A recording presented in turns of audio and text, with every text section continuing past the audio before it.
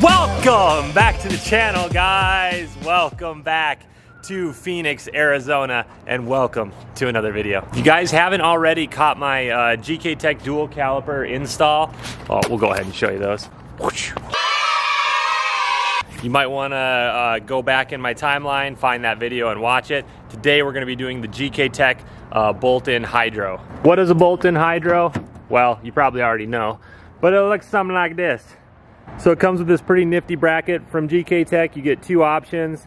You can do a console mount where you have to do some trimming on your factory console, or you can do a side mount that goes kind of next to your seat. I went with the center console mount. I have I'm tall, lanky, I'm 6'2", have, you know, longer legs, so I didn't want to be bumping up against that in the car, so that's why I went with the center console mount. There are a million hydraulic e-brake options out on the market. The reason I went with the Gktech one is because it came with the bolt-in option, plus they had the dual caliper bracket, and it was all one company. I love uniformity, so that's why I went with them. And then value. I mean, I bought this whole thing for like $400 and some odd. I'll put the receipt right here. It was a Black Friday special, so snapshot in time. May not always be that cheap. Honestly, wasn't even planning on buying one this year, but when that Black Friday special came up and I could get that whole package for that price, I had to. Now that said, they shipped it to me without some bolts, so in the assembly in the beginning, you might have saw me sort of fumbling through things and trimming some bolts. I did that because the kit was missing a few of the short bolts to mount the hydro to the bracket that it sits on in the car. So that was kind of a pain, but I don't think most of you will have that issue. Now, being the calipers are already installed, all we have to do is bolt in the hydro, run the lines back to the calipers, and then, you know, sort of pump the system, prime the system or whatever until we can lock up. So that's what we'll be doing in today's video. All right, first thing we're gonna have to do, pop off the console. So we'll remove the shift knob. If it's your first time taking it off, good luck. This one's been off a couple times though, so it's pretty easy. Okay, then just pull kind of up and push in on this. Oh yeah, make sure your car's in like 4th gear. Once you got that out, pop your fan controls and your hazard light. Just use a flathead and push it on the tabs, they'll come up pretty easy. Okay, next you got 4 Phillips screws, one here, and then one behind each seat here and over here. Okay, then just kind of get your e-brake up high, lift from the back, and pull up and out. Don't forget about your cup holder lights underneath the console. I'm not sure if this is the right order or not, but I'm gonna break into the lines next. A couple instructions from Gktech that come with it. When fitting the Gktech lines to the Willwood master cylinder, the banjo bolt is to be fitted directly to the master cylinder with a copper washer either side. The gold fitting supplied from Willwood can be disregarded. Okay. The swivel fitting is to be fitted on the TP side, while the fixed fitting is to be used on the caliper side. Non-Brembo calipers must use the copper washers provided. If you have Brembo calipers, please disregard the copper washers provided. Here's a little hardware kit, copper washers and everything. Okay, so it sounds like we popped this little gold thing off. We don't need it. Okay, then I'm going to take the supplied line with the banjo bolt and put a copper washer on each side of it like the instructions said, and put it on the master, like so. The banjo bolt is a 14mm when you tighten it down. Okay, I'm going to try and bench bleed, I think is what they call it. Just put the hose from the other end of the brake line in the master, fill it up, then just pump it until the air comes out, I think. All right, I think we got the air out. Okay, then I'll just keep this line up, clean it off. I'm gonna put a cap on it. Hopefully one of these fits. So we'll just cap it like that for the time being. Put the top on the reservoir, and we'll get back to work. Okay, next I think I'll pop the 4 10mm stock bolts on the shifter plate. Then we'll pop the old retainer off. And here's where the plot thickened. This metal bracket right here that goes across, it kind of holds your factory fan switch. You're not going to get this bolt-in system in there without trimming that or cutting that. So I think I'm going to pop this out. I can't remember exactly, but I think you just pop these two little plastic things. There's 2 Phillips in here and here. 2 more Phillips right here and here. Sorry about the light. Okay, once you have all those out, just kind of pull out here and pull up back here, but be very careful. I've actually broke this before. You'll disconnect your 3 gauges up top, super easy, just push on the back there, and then your factory stereo or whatever stereo you have. I disconnected my battery a while ago, but you guys are gonna want to too if you do this. I'm gonna unplug these 3 plugs and remove the climate switch neck. Okay, with all that out, this bracket is the only thing I think standing in my way. All it does is holds this wire, and it's a mounting bracket for the climate box, so I think we'll be fine without it. Welcome to Things You Should Never Do to Your Car. My name is Jesse Scheel, I'll be your host.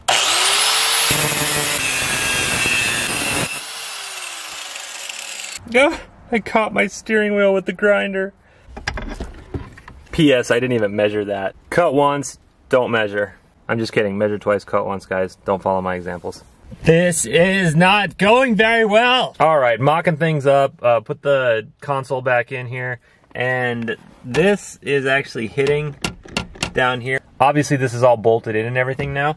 So, and then there's just not a lot of room to grab up here. I feel like, you know, this is a violent grab, I feel like. So you're gonna be coming in here and swiping your hands and nails across this, and this paint stuff scratches so easy. So I don't know if this is the right location for it. And then check this out. Okay, when you put the climate controls back in, and obviously I haven't carved this out, but I can see there's no way I'm gonna be able to keep my hazard light, which is down there. So I don't think you can run the hazard light with this bolt-in option. So what are my options? Option number 1, I can start hacking into this and see where I am when the dust settles. This is about $98 if I really screw it up on eBay. That's the cheapest one I can find right now.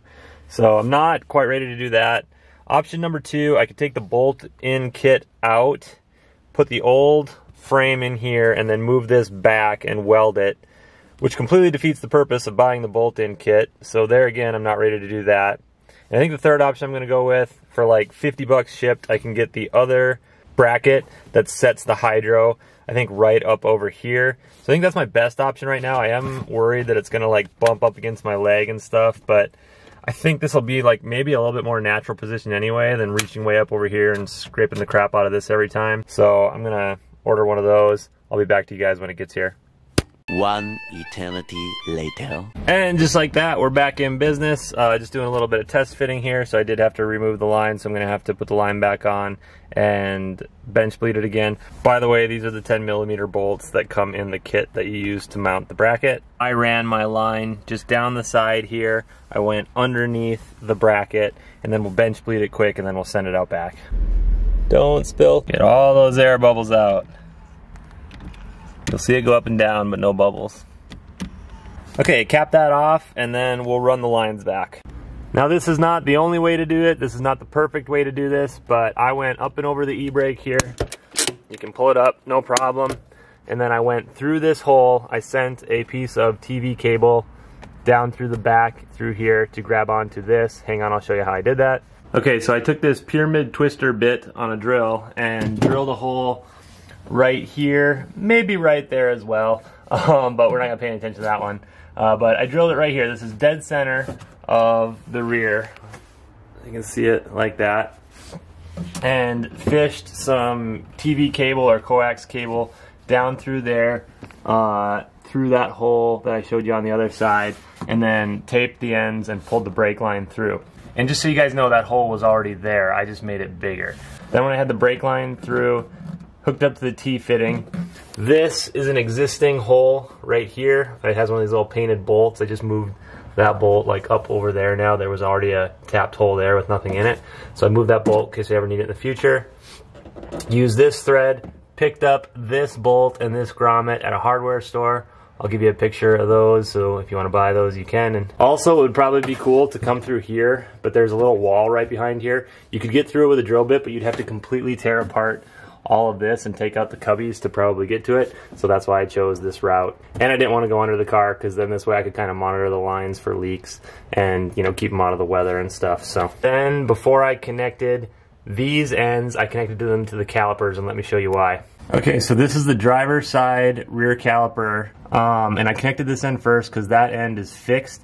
It doesn't swivel, if you guys know what I'm talking about. So if you were to connect the top, it'd be really hard to screw this in, so make sure you screw into the caliper first. Then I ran it back kind of through where the old stock springs used to sit, so if you have stock springs, you're not going to be able to route it this way. Up, over, I believe these are the rear upper control arms, could be wrong.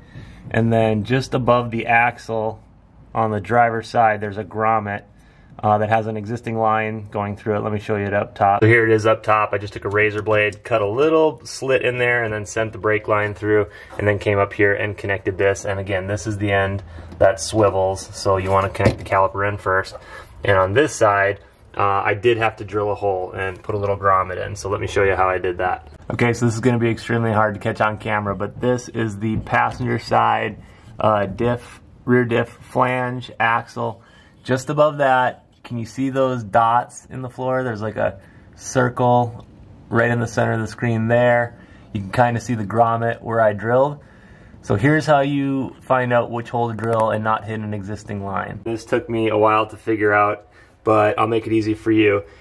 Follow these dots in the floor. So here's your center line, right? Come down, over to the right, go 1, 2 dots down, and then just to the right of that, there was another dot here. I drilled dead center of that dot, and that's how I got it to come out. And then this side ran pretty much the same. I obviously connected it down here first. They're 12mm nuts on there, and then sent it back, again, the rear spring location above the rear upper control arm, above the subframe, and then I don't think you'll be able to see it, but into that grommet. I will add, I don't have a grommet in this hole where I have the main brake line coming back, but Gktech does have a little plastic protector that comes on the line, and I just slid that plastic protector back on the line where it touches the hole I drilled. Okay, so I'm probably jumping the gun a little bit, but I want to put my interior back together, make sure everything still fits. It's been like a month since I had it back together. Long story.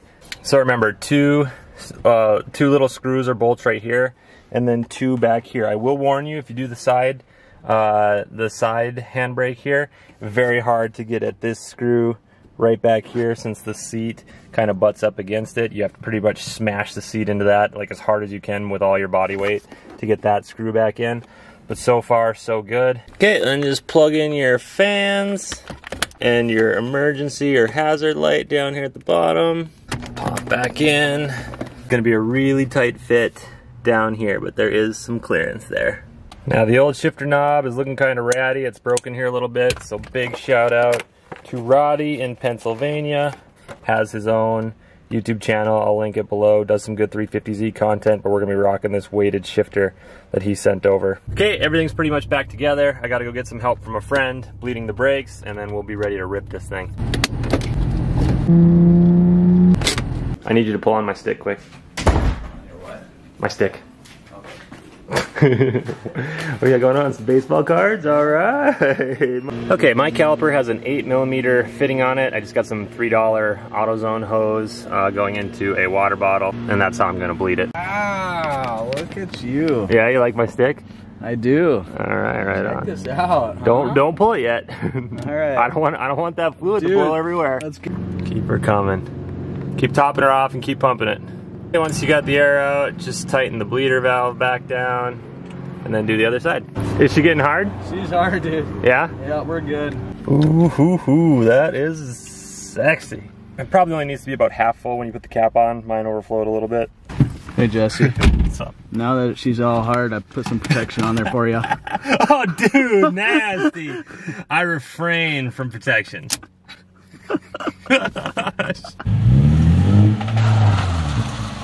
Walking? Sounds like it. Looks like it.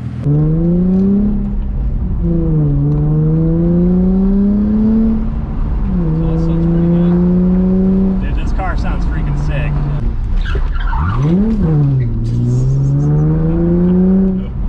Oh my gosh, this is gonna be fun. Jordan gets a full acceleration onto the interstate.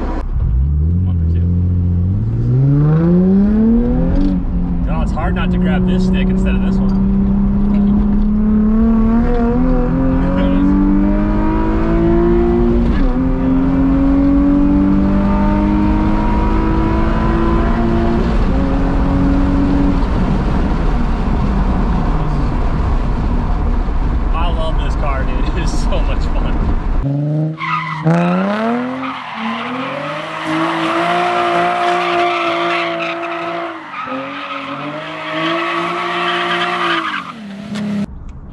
yes. Donuts! More donuts! Eating donuts after Donuts. trying to do donuts. Woo! Buddy. Hot and ready. Just like your mother. Just kidding, Miss Carr, if you see this, I'm just joking. I don't want to hear any haters out there either saying how bad I suck at donuts. I just got my big stick working. All right, one last look at the bolt end. Sorry, I know the light's not great. Looks pretty good down there. It does butt up against the leather here pretty good, so if you did a bunch of screwing off and on, you're probably gonna mess this up over time. But pretty clean little setup. All right, guys, a couple closing thoughts about the entire Gktech bolt-in dual caliper hydro kit. Just full disclosure, you know, I told you earlier, I think it's about $470 is what I paid for the kit. I did another $230 for the calipers and brake pads. Don't forget about your eBays and your junkyards. After I bought those calipers, I remember there's a G35 sitting at a junkyard over in Mesa. I could have just pulled the rear calipers on there for probably 20, 30 bucks. So, you know, don't forget about that if you decide to do this. Now, I tell you the prices, and I say this a lot, but not to brag. I'm spending my own hard-earned money on this stuff. So you, the viewer, are gonna be spending your own hard-earned money on this stuff as well. So I want you to know if I think it's worth every penny or not. So with that, let's get into the positives and negatives of the Gktech bolt-in hydro. Let's start with the negatives. The number one negative is probably if you're a shorter person and you have to have the seat right way up, there gets to be a point where it starts to scrunch. Sorry, I know the light is terrible. It starts to scrunch on the hydro setup.